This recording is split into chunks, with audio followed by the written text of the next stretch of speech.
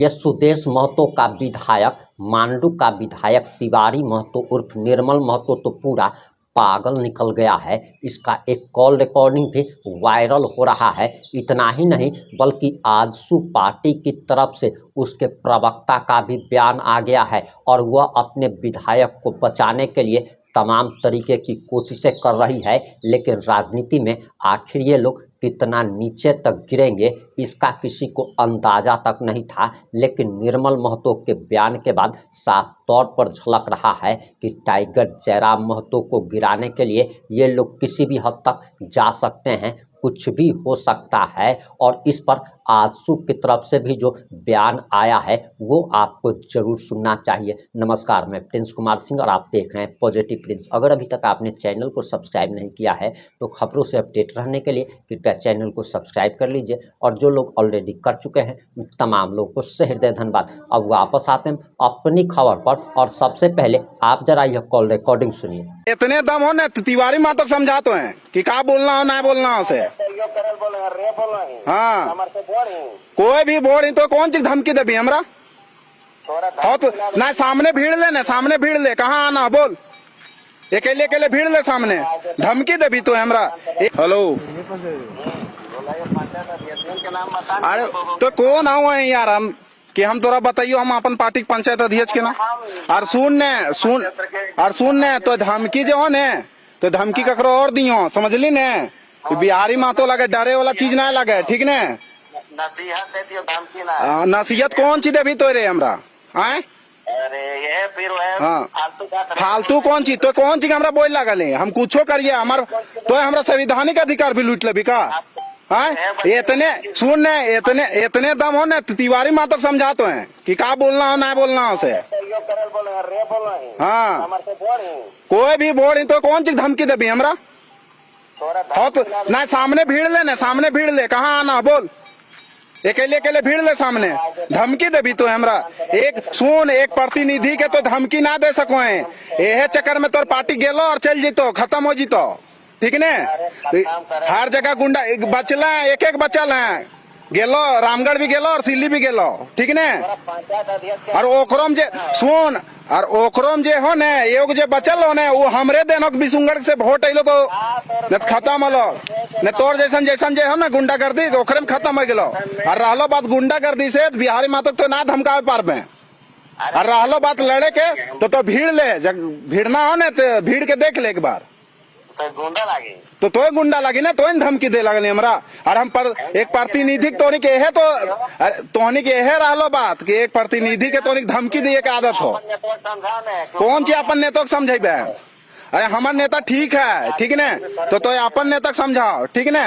अरे हमार नेता पैदा होलो है सबसे तोर नेता माये बहन से पैदा भेलो ने तोर नेता माये बहन से पैदा भेलो बोल दे होला सुन ले। हाँ बोलो हो ना तो इतने बतान कि तिवारी माँ तो माये बहन से अति पैदा है लो ओकर घर में माय ना है ने ओकर घर में बहन ना है तोरो तो सुन ने तोरो घर में माय बहन ना हो ने वही वीडियो सीओ यार के मतलब आईएएस अफसर के माय बहन ना है वो छोड़ ने कहिए का बोल ले ओकर देखा ने मर्यादित भाषा बतान का बोल ले और तो सुन ने तोरा इतना सफाई देना हो ने तो समझ लियो। और रहलो बात धरना प्रदर्शन जे भी रहलो विरोध मार्च हो तो पुतला दहन भी भेतो कान में खोज ले और का करना हो ने का कर लबी हमू देख लेबो। हजारीबाग जिला में सबसे पहले कार्यक्रम लिएला हमें अरे कोई रो नहीं यार हम तोरो अभी जाए लगलियो तो हमरा धमकी दे लगली ने टोटल चीज रिकॉर्ड होए लगल अभी हम जाए लगलियो थाना ठीक ने। थाना तो का कर लबी रे तो सुन ने तो का कर लबी हम करबो विरोध मार्च जो जे करना तो कर लियो और तो हवो कहने तो ये पार्टी के अथी हो सको है ठीक ने। हम पार्टी के प्रतिनिधि हैं ठीक ने विधानसभा प्रत्याशी हैं। आपने कॉल रिकॉर्डिंग सुन लिया होगा। अब आजसू के प्रवक्ता की तरफ से जो बयान जारी किया गया है वो जरा आप बयान भी सुन लीजिए और तब आपको पता चलेगा कि ये लोग कितना नीचे तक गिर सकते हैं। और गिरने की हद तो ऐसी हो गई है कि इनको जानवर से भी बदतर कहा जाए तो वो भी गलत नहीं होगा, क्योंकि इन लोगों ने सारी नीचता की हदें पार कर दी है। जरा ये बयान सुनिए। नियत करनी और कथने में कितना अंतर है। मैया सम्मान की बात करते हैं, सरकार को स्पष्ट करना चाहिए पूरे राज्य में 71 लाख महिलाओं ने आवेदन दिया और उस आवेदन में मात्र 60 लाख लगभग इन लोगों ने स्वीकृत किया है। 11 लाख आवेदन इन महिलाओं का कहाँ गया, सरकार को स्पष्ट करना चाहिए। और जो स्वीकृत 60 लाख आवेदन महिलाओं का, उसमें मात्र 55,000 का ही सरकार भुगतान कर रही है। 55 लाख का, मात्र 55 लाख का ही भुगतान कर रही है। तो ये 5 लाख का क्या हुआ, कौन इसके लिए दोषी है? सरकार कहती कि गलत भुगतान हुआ। अगर गलत भुगतान हुआ तो इसके लिए दोषी कौन है? ये जो गलत तरीके से सरकारी राशि का भुगतान हुआ, इसका क्या होगा? सरकार को इन सारे विषयों पर आप स्पष्ट करना चाहिए। और ओबीसी पर तो बिल्कुल मुख्यमंत्री जी का जो विधानसभा में दिया गया वक्तव्य वही पर्याप्त है कि मुख्यमंत्री जी क्या चाह रहे हैं, क्या सोच है झारखंड राज्य की पिछड़ी जातियों के बारे में। धन्यवाद। वीडियो आपके विधायक का वायरल हो रहा है, उस पर हम जेल के आंदोलन की चेतावनी दे रहे हैं। वो तो डॉक्टर ये है, वो तो डॉक्टर। देखिए क्या है कि अभी जो वर्तमान समय है, एआई की वजह से कौन क्या बोलता है, किस तरह से कौन किस तरह से उसको विचलित करके उसको लोग डालता है, विचलित तरीके से करता है, बोलता कुछ है, लोग उसको कुछ क्रिएट करते हैं। तो ऐसा कुछ भी नहीं है। तिवारी जी समझदार हैं, जुझारू हैं, संघर्षशील हैं। और तिवारी जी बिल्कुल ही इस तरह की भाषा का प्रयोग नहीं किए, इसलिए इस तरह का कोई बात नहीं है। हम सबसे पहले बात करते हैं कि झारखंड राज्य में जिसकी आबादी सबसे ज़्यादा है, लगभग 55% आबादी झारखंड राज्य में पिछड़ी जातियों की है। और पिछड़ी जातियों के हक अधिकार की बात करते हैं और पिछड़ी जातियों का आरक्षण, इसके संदर्भ में सबसे पहले हम लोग बात करते हैं। तो कई लोग, कई राजनीतिक दल, कई लोग हैं कि कौन इसका ज़्यादा हितैषी है, ये ज़्यादा लोग चाह रहे हैं प्रमाणित करना कि कौन कितना हितैषी इसके है।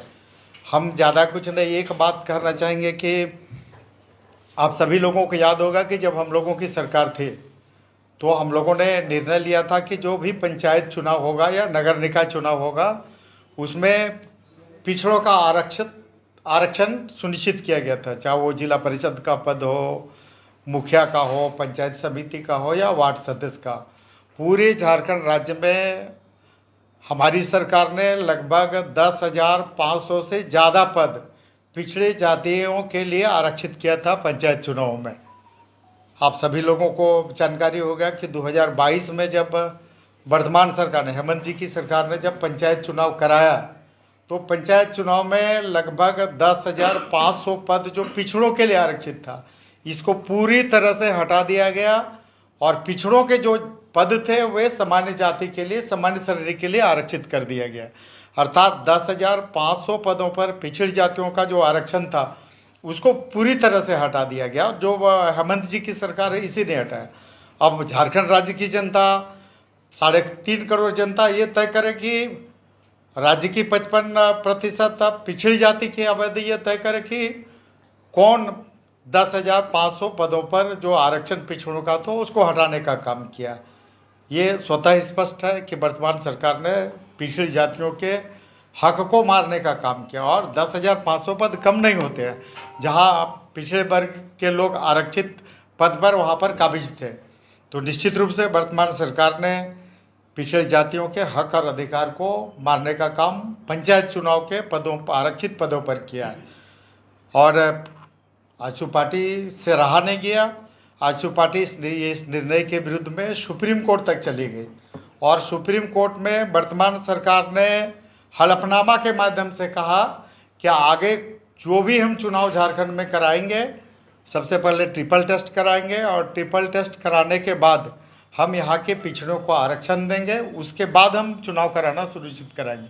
और सरकार का सुप्रीम कोर्ट में हलफनामा दिए हुए लगभग 3 साल हो गए और 3 साल में अभी तक सरकार ने ट्रिपल टेस्ट नहीं करा पाया।